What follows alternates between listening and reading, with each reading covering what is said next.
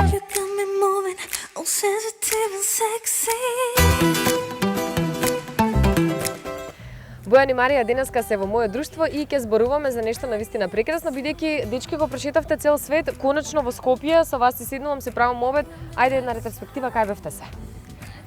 Значи, прво бевме во Лондон, таму бевме подолго време, вкупно се фати 4 месеци.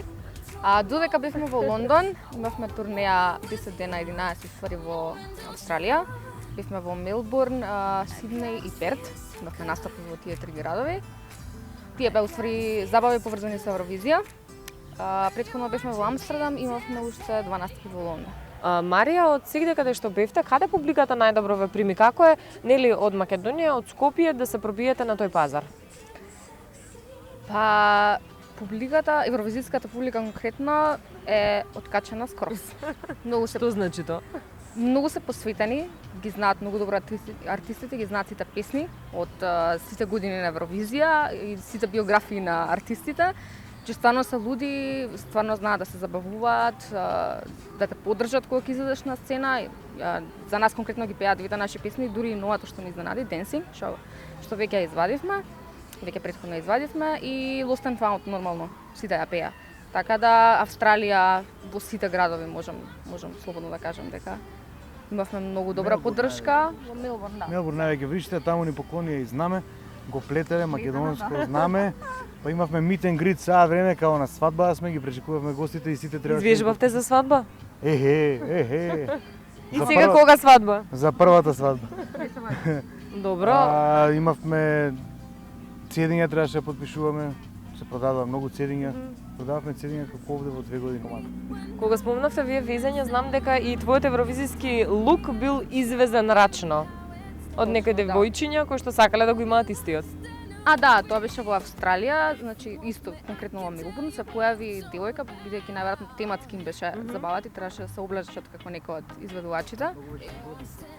Згодна беше? Годна беше. Скоро колку Марија. Марија? На Бојан, јас ја одобрив, да. Инаку имаше, значи, сошиено специјално за приликата и фустан како која што носев на Евровизија, значи backwards coat, да кажам, наопачки облечен и многу јако изгледаше, многу бев пријатно изненадена, бевме пријатно изненадени. И сега фустанот каде ќе оди, ама оној ти што го носеше, не е оној што го хеклала девојката од Мелбурн. Да, точно така, денеска, значи го ставивме фустанот на eBay, во моментов се продава и на продажба. Која е цената? $5,000. Ау, за машала. И што ќе правиме со парите? Ќе ги инвестираме на нови песни.